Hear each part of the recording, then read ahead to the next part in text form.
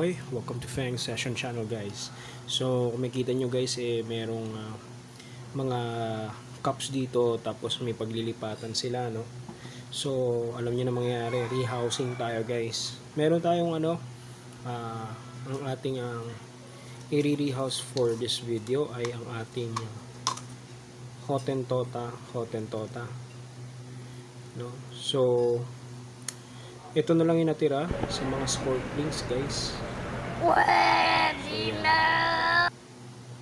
So i-rehouse natin sila guys. Gamitin na rin natin yung buhangin. No? Ayan. So apat na 4 instar. Ita-transfer natin sila dito sa sand na to. Dito sa enclosure. Actually medyo malaki, tsaka yun nga, transparent, no? Ayan. Medyo madumi pero okay na yan para at least kita natin sila guys, no?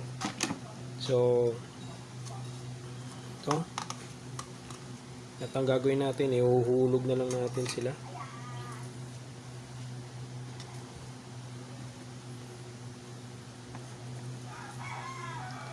Ito guys, sa paglipat dapat ingat kayo, ingat tayo lagi sa pagta-transfer no ng ating mga scorpions, kasi kahit sabihin mong maliliit sila, same pa rin yung venom na pinoproduce nila sa adult, no?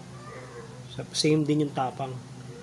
So yun guys, ang ating first contender.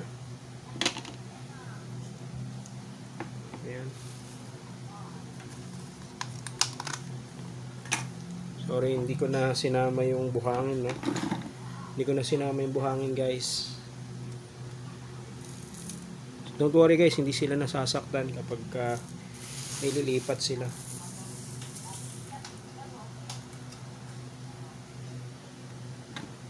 Second. Ito, tinatry nating i-diet sila guys. I mean, bihira silang pakainin para hindi kaagad hindi kaagad umabot sa maturity. Kasi parang feeling ko maliliit yung line na to, maliliit, no?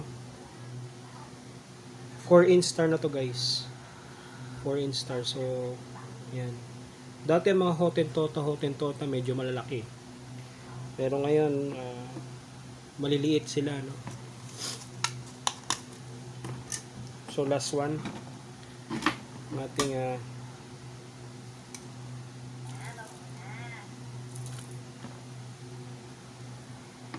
maligalig.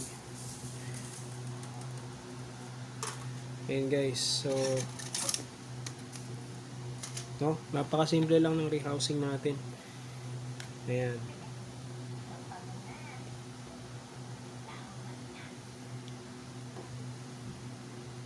So ito, gusto natin sila, no, kahit medyo maliliit pa, lalakas kumain. Good feeding response lagi. Good feeding response kahit medyo primo, talagang palag sila, no. So yan, 1. Secure na natin.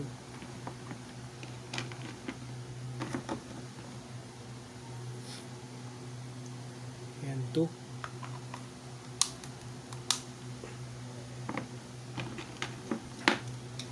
Three.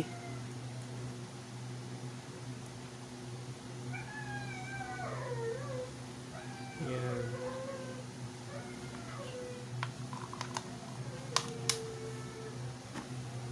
Tapos 4.